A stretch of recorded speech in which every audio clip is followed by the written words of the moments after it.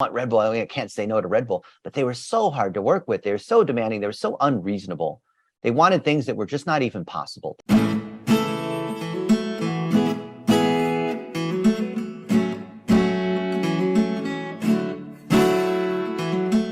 If I see, I'd probably say about 95% of the people in our space are teaching either do some outreach or Facebook ads, book your calendar full, give them some generic Facebook ads thing. And you know, then you see people come out the other side and nobody really talks about that, which is burnt out refunds, crazy to manage clients. And what you're talking about is this high level expert positioning where you integrate with the top players in your industry, you deliver real value, and you're helping them with their own distribution and helping them leverage their message further. And as a result, you create these evergreen relationships that just don't go out of style, and you're always adding something to that. And it doesn't require like constant ongoing effort to maintain. So I love that.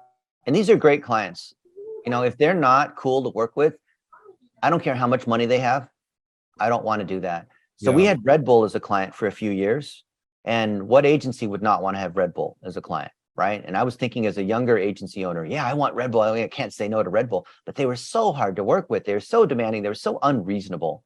They wanted things that were just not even possible technically. And I tried to explain it to them, and they just pooped all over me. Yeah. And the dentist of today, if Redbull came in and said, we want this, this, and this, I'll say, well, we can do 2 of these 3 things, but this 3rd thing is not technically possible. So I'm sorry, right? If you want 2 out of the 3, we can give you those. I'll ask Facebook, I'll ask Google if they can make changes to their API so that we can do the stuff that you want, but it's not possible. And if they said no to that, I'm like, well, I'm sorry. I know you're Redbull. I would love to work with you, but no. So I only work with people I like, that are good people, that we vibe. I don't care how much money they have. I don't care how much reputation they have. They have to be people I like. And so I design my life around working with people that I enjoy. And the funny thing is that I'm making more money this way than I would be as a struggling agency owner, just trying to say yes to everything, trying to book as many calls as I can. And I think that's the way, that's what we should all be striving to. My buddy, Tony Ricketts, runs online marketing out of Tampa. He has a multi-7-figure agency, and he has no salespeople. You know why that is? And he keeps growing. He's growing at 40, 50% every month. In January, when he exhibits at the big show for all the landscaping lawn care companies, he's going to be up at 300K MRR. So that's being a $4 million agency. And you know why? It's because his client retention's at 99%. He sells higher ticket packages, $3,000, $4,000 a month. And his retention's so high that he doesn't need to keep acquiring clients. The clients he gets come in naturally, just like I told you about, because of referral, because of the reputation he has in the industry. And thus, he can easily close 2 or 3 new clients a month all by himself. Doesn't require a sales team. There's no commissioning going on. And that's exactly the way to run a business. You see, the agencies that think I need more clients, your issue is actually client churn, not client acquisition. Yeah, 1,000%. It's hard to realize that too, because you don't realize, I've built that kind of agency, and what you're really doing is just burning a reputation quickly, but you don't know it. And then acquisition gets harder and harder as you go, because it's like, well, I heard about you guys. I talked to so-and-so, and they said your stuff didn't work for me, or whatever, those kind of things. Right. And a lot of times I do really empathize with agencies a lot, because a lot of times it's not even that the agency itself is flawed. It's because, that Perry Marshall, if you are the right person, is they haven't taken on the right person in the first place. And therefore there was nothing they were going to do that was going to cause them to succeed. But in the churning process, they just build and burn a reputation for themselves really, really quickly. And they think because it's all digital that these people don't talk behind closed doors and things like that. And it doesn't eventually catch up to you, which I can assure you is not the case in every industry. By the way, they talk. They all talk. Yeah. I'll leave you with one final secret, Frankie. You could be an agency owner and you're good at selling and getting on the phone and whatever, but you probably suck at fulfillment.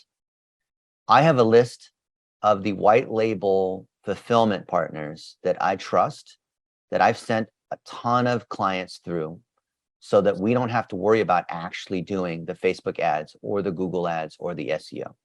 Even if you That's huge. have the right white label fulfillment partner, and what these guys do is they do the work for the agencies as the agency. But even if you have a white label partner, that's not enough, because you have to have a process and it has to integrate with your package. If you're not clear on exactly what package you have and you don't have these other strategic components, you can have the best white labeled Google and Facebook ads or high level or whatever WordPress, it won't matter. So if you reach out to Frankie or me, I'm happy to share you the list of these people that we use, but just know that that's not enough. You need other pieces. Huge, my man. Much appreciated. And you are right, because it is, you know, it's one of those things that I think not enough people really think about the value they're going to add. They're so caught up in the I need to acquire clients that not enough of them think about what am I going to do that's going to create long-standing value and enhance those relationships. And a lot of it is like you called it client love, those little touches, the little extras, as I call them, that, you know, like, for example, I just had a guy tell me, it came up, for example, I had a client that we drove the same first car. I don't know. I had a shitty Oldsmobile 88. It was my first car. It was a rust bucket. And apparently when he made it as a lawyer, he drove that car for like 2 or 3 years, even though he no longer needed to. And I asked him why. And he said something along the lines of, you know, my grandpa used to smoke a tobacco pipe in the car. He gave me this car and he died. And for years later, I rode in this car because it always reminded me of grandpa. It smelled like, and every time I got in the car, I would be reminded of my grandpa. So I went on Amazon, like similar to your Thor hammer idea. And I just looked, is there anything that has that tobacco smell? I found there's a tobacco candle, and I clicked and read the reviews, and the top rated review said, reminds me of grandpa. So there was a no brainer. I spent $20 and got a candle. And when you send that, like whenever you want to be reminded of grandpa, just light this thing up. You don't have to drive a piece of shit car. Those little things will do far more for having clients stay than because your Facebook ads are 10% more brilliant than the next guy's Facebook ads. But you do both. Yeah. Do both. Definitely do both.